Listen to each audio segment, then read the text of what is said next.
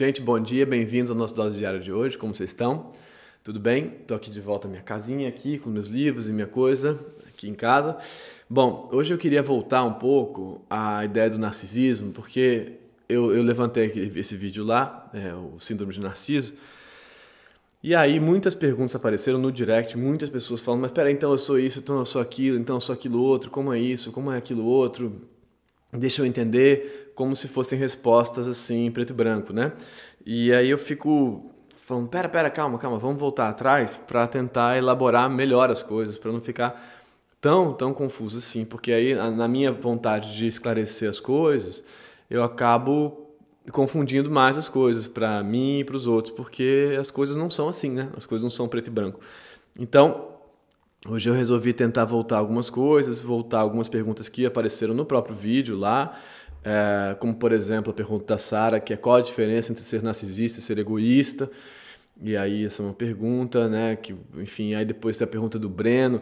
Acabei ficando um pouco confuso na linha de raciocínio, porque faz sentido para mim associar a carência afetiva a um nível deficitário de narcisismo. Carência afetiva a um nível deficitário de narcisismo. O narcisismo absoluto e o narcisismo zero seriam extremos patológicos. E uma medida equilibrada de narcisismo é a que possibilitaria uma relação não tirana, de não dominação, né, com o outro. Uma relação em que ambos trazem seu narcisismo necessário, porque ambas necessitam estar vivas para se relacionar, né, então precisam se preservar para se relacionar, e negociam seus territórios que não os mata enquanto sujeito. E aí ele pede, já que você vai continuar falando sobre narcisismo amanhã, talvez seja interessante acrescentar o tópico complexo da compaixão. Porque a moral cristã venera esse sujeito que é zero narciso, que é 100% voltado à caridade, o sujeito bom, entre aspas, e esse sujeito é uma idealização poderosa, que convence as pessoas e as adoece. Eu sinto que a moral cristã está cada vez mais fora da igreja e mais dissolvida numa ideia de civilização que gentileza gera gentileza. E o egoísmo era pecado, agora o egoísmo é uma falta de esclarecimento, mas continua condenado. Sendo que uma medida equilibrada de egoísmo é, assim como o narcisismo, necessária para a existência não patológica. Bom, e aí tem a resposta aqui, outra do Wender, ou Wender, não sei como pronuncia, concordo com isso que o Breno tinha dito em cima, então talvez a expressão mais correta seria amor próprio e não narcisismo, né? Essa ideia está muito presente na ideia de cuidado de si da antiguidade, que depois Foucault retoma. Ele diz que o cuidado de si é o cuidar do cuidado do outro. Ou seja, só é possível amar o outro quem ama a si mesmo. E no limite essa oposição entre eu e o outro é ilusória. E aí é uma pergunta, isso é uma pinimba enorme, complexíssima da filosofia. Essa aqui a gente podia ficar fazendo um curso inteiro só sobre isso, né? Sobre o eu e o outro na filosofia, o sujeito-objeto e tudo isso que deriva daí. Aí ele vai falar a paixão sendo mais obsessiva e tirânica e o amor mais gentil e cuidadoso, é uma outra definição que ele faz. Tá, e aí então, são muitas questões e muitas pessoas me escreveram, então eu no direct com questões mais diretas sobre si, né? Ou sobre o relacionamento no qual elas estão envolvidas e tal. E aí então eu queria tentar voltar a isso para deglutir ou decupar melhor essas coisas, para não ficar e para ver se a gente consegue caminhar um pouco com esses conceitos todos, assim, porque são coisas muito complicadas, na verdade, que, né, a gente está aqui tentando, né, é isso que a gente está fazendo. Vamos lá?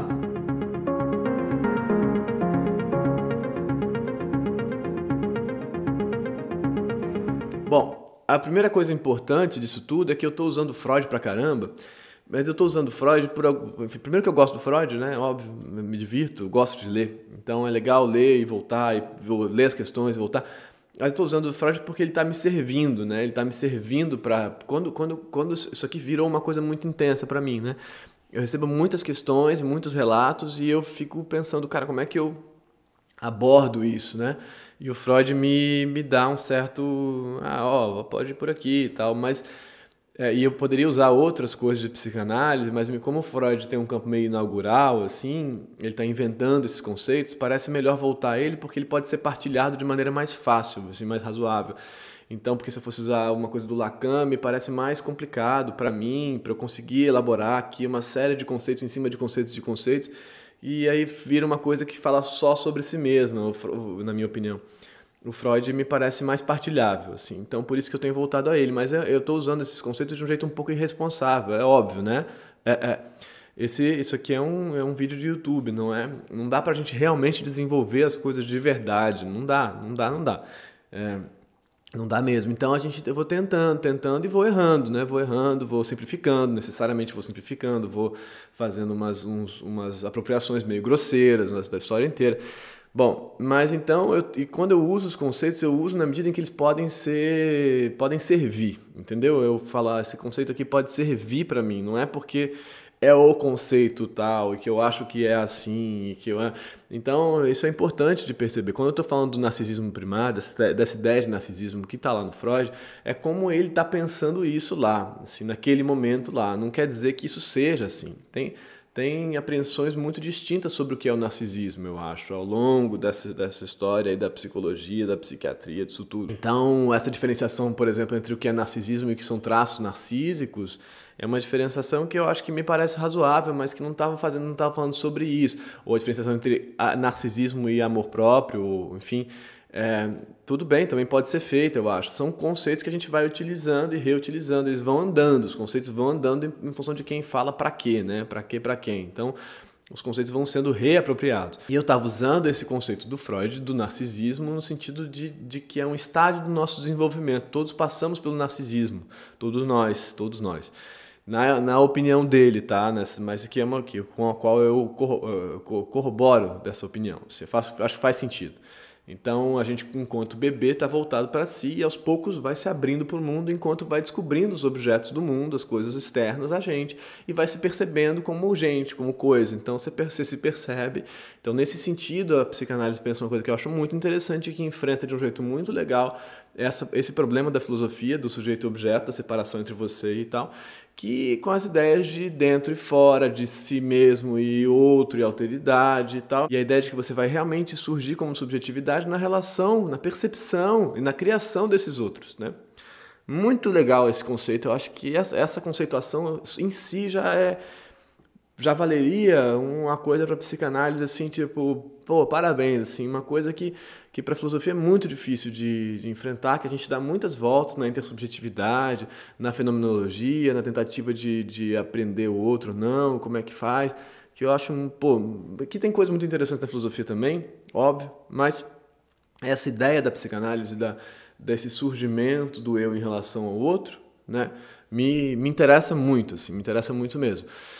Então, e o narcisismo para o Freud está falando dessas etapas aí, então, em certo sentido, todos nós temos traços desse narcisismo inicial que vão se desenvolver de determinada maneira, em determinado sujeito para gerar essas pessoas que somos hoje, cada um de nós. Então, cada um de nós tem resquícios e traços e indicações desse bebezinho que foi. Então, ele fala isso que a criança é pai do adulto, né? Ele fala isso que é legal. Mas, então, a gente não acho que isso seja determinante necessariamente, que o bebê que você foi vai gerar, o adulto não é assim também, não acho que seja, mas acho que tem isso lá, sim, existindo. Então, tem que se entender as etapas desses processos do narcisismo, da relação com esses objetos fora de você, para entender como é que você vai virar mais carente ou menos carente. Em última análise, sim, o narcisismo total é um adoecimento, né? Total, voltado para si, de não percepção concreta do outro, né? E nesse sentido, ele não há objeto, não tem nada fora, tem só eu.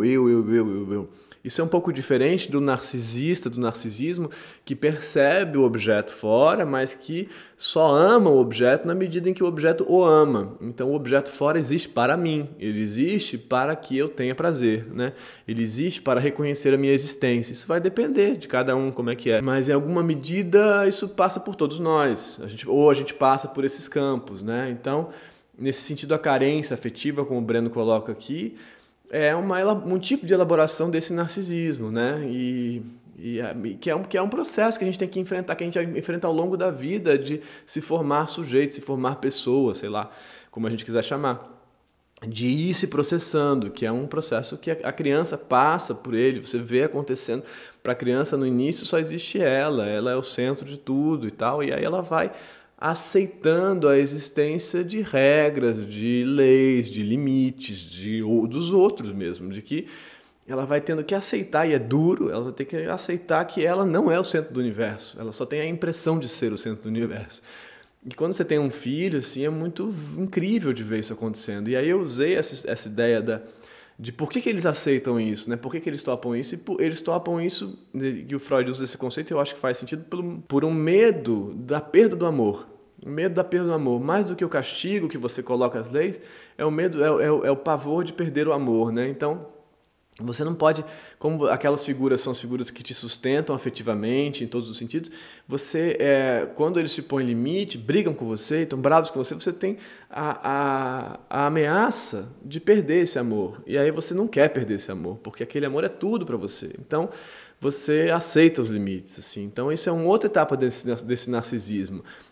E é ambivalente nesse sentido, é meio ambíguo, porque você aceita os limites em função da vontade de não perder o outro. Então, você aceita o mundo porque você quer o outro para você, né? Entendeu? Então, é narcisista ainda assim. Então, porque você, por querer os pais te amando, voltados para você, você vai aceitar que o mundo não é sobre você, totalmente. Você vai ter que topar essa ideia. E aí, quando a gente tem crianças, a gente vê isso acontecendo e é muito engraçado mesmo, acontece. Mas tem outros resquícios desse narcisismo que vão ficar. Por exemplo, ontem eu estava voltando da natação com as crianças, com o Martim e Benjamin, meu sobrinho, é um pouquinho mais velho, vai fazer 8, Benja. E aí ele, então, estava dizendo que ele tinha poderes mágicos, assim, que ele pensava coisas que aconteciam, meio brincando, mas falando isso. Então ele imaginou um carro que apareceu. Eu acho que é uma coisa que é identificável, assim, a gente lembra disso. E a superstição tem tudo a ver com isso, né? Eu achar que se eu não bater na madeira tal coisa vai acontecer. Para o Freud, isso é um resquício de um tal narcisismo lá, de uma ideia de que o mundo está submetido a você, de que o mundo é uma extensão de você, entendeu? Então essa ideia tem a ver com o narcisismo também. E pensando no Winnicott, lá como eu já falei aqui também, nessa relação com a mãe, a primeira relação com a mãe que vai fundar a subjetividade, ó a chuva, né? Nessa primeira relação com a mãe que vai fundar a subjetividade, na ideia do seio materno, que ele percebe na falta desse seio, o seio aparece, prazer, né? O seio sai, falta. E aí ele tem a impressão, que é muito maravilhoso de pensar, que quando ele deseja o seio e chora pedindo o seio surge, né? Então ele tem a impressão de que ele criou aquele seio, de que foi o desejo dele que criou aquele seio. E isso tem tudo a ver com o que o Benjamin estava falando ontem. Então eu imaginei tal coisa aconteceu. Que tem a ver com como a gente processa várias coisas de resquícios do nosso narcisismo na vida. Muitas coisas que a gente poderia desenrolar a partir daí. Mas isso vai ser um processo de cada um, né? Vai ser um processo bem específico, de como que você operou a sua relação com os objetos. Se você está interessado aí em continuar esse assunto, no mesmo volume que eu indiquei lá, que é o 12, eu acho, logo no texto seguinte, o Freud vai desenvolver, o texto chama Os Instintos e Seus Destinos, ou As Pulsões e Seus Destinos, ou As Pulsões e Suas Vicissitudes, depende da tradução. Ele vai desenvolver a ideia dessa relação com o objeto, especialmente no campo amoroso, no campo de como que se ama, por que se ama assim, por que se ama assado, de que maneiras que a gente vai amar, de que maneiras que a gente vai se relacionar com esse objeto. É muito legal, esse texto é muito bacana mesmo, assim, e talvez até mais claro, em certo sentido, do que o texto do narcisismo. Ele vai mais direto a exemplos práticos, assim, que são muito legais. Mas então, como é que a gente vai experimentar esse nosso narcisismo na vida? Por que eu fico falando do Freud? Porque eu acho que ele pode servir para a gente se perceber e falar, entendi.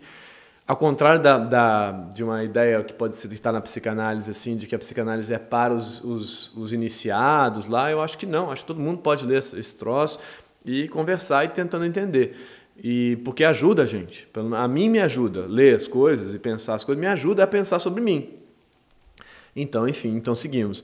Mas, então a ideia aí para tentar a ideia do Wendler, a pergunta dele sobre a distinção entre narcisismo e amor próprio, a gente poderia fazer, tá vendo? São conceitos que a gente vai usando.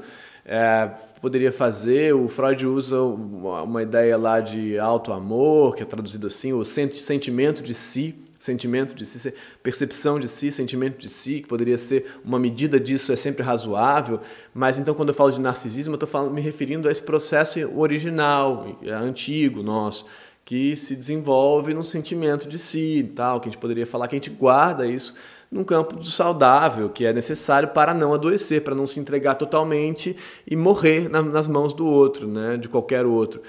Mas, então, nesse sentido que o Breno coloca, também faz sentido. A entrega total é um problema e o fechamento total é também um problema. Para não adoecer, nesse sentido, a gente tem que ficar num campo do meio, assim, num certo... Com entrega, mas não com entrega total. A entrega total estaria no apaixonamento, né? No enamoramento. A entrega vai tudo pro objeto. Eu me entrego lá, e lá ele faz o que quiser comigo. Enfim... mas aí essa distinção aí entre eu e o outro, eu acho que a psicanálise, a distinção entre, então para o Foucault, na ideia do cuidado de si, que eu adoro, a hermenêutica do sujeito é um texto que eu acho incrível, já falei sobre ele aqui, que ele elabora essa questão, eu acho incrível, é uma referência muito forte para a autoescrita, o cuidado de si e a hermenêutica do sujeito do Foucault, mas eu acho que essa distinção entre eu e o outro, eu acho isso, que os procedimentos da psicanálise para observar isso são mais interessantes, na minha opinião, do que as formulações da filosofia para dizer disso, entendeu? Então é sobre isso, essa distinção para mim.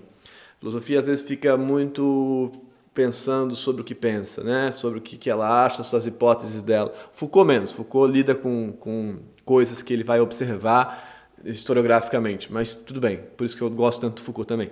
Mas vou colocar o hermenêutico do sujeito aí embaixo. Tentando chegar na ideia de compaixão que o Breno coloca, como um adoecimento dessa entrega para o outro total e tal, um nível de absurdo disso, e da questão cristã e tal, e como isso toma conta da gente, eu acho que vem junto com uma coisa de o egoísmo total, o indivíduo, o self-made man, o tudo sobre si, o tudo para si, o que importa sou eu, se não for do meu jeito eu vou embora, se está me fazendo mal eu não fico aqui, tudo. E vem junto você tem que se doar, você tem que estar para o outro e tal. Essas coisas é totalmente normal na história do mundo que os polos existam assim, quanto mais vai fazendo assim, vai empurrando para os cantos, né?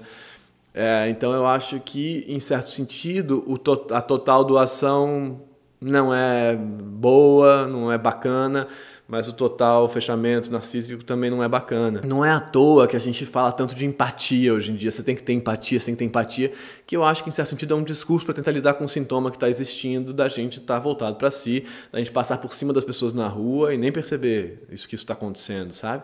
Isso é também um grau de adoecimento, na minha opinião. Assim, a gente passa pelas pessoas, fecha no nosso negócio e não percebe os outros, concretamente não percebe. Alguém dormindo na rua e aquilo não existe, aquilo é um objeto inanimado para você. Então, o discurso da compaixão, eu acho que tenta falar, olha gente, eu também... Mas aí ele levado ao extremo também é inviável. Enfim, são muitos desdobramentos disso que seriam essas terminologias do narcisismo ou não e tal, que a gente pode ficar usando essas terminologias, esses conceitos de muitas maneiras que a gente achar por bem, assim, né? E não é meu intuito aqui determiná-las de jeito nenhum. Então, falei muitas coisas, mas então tentando dar um fechamento assim, sim, tem medidas de narcisismo ou não, a gente tem que entender em que parte do espectro a gente está, do total fechado para si ou do total aberto para o outro, e modular isso, entender e perceber por que a gente é assim. Não adianta, já falei milhares de vezes, não adianta falar, não, então tem que ser mais assim, ou tem que ser mais assado, ou tem que me cuidar mais, ou tem que me abrir mais. Não é assim, infelizmente não é assim que funciona. Os traços afetivos que estão na gente, e isso a neurologia comprova, aparentemente, os traços afetivos têm marcas mais profundas. Não adianta a gente querer racionalizar lá por cima, no córtex, sei lá qual, e mudar isso. Não acontece assim, infelizmente não acontece assim. Por isso que eu tenho uma certa desconfiança com as terapias cognitivas, especialmente para lidar com essas questões, para lidar com questões de afeto, né? Para lidar com questões de como a gente sente.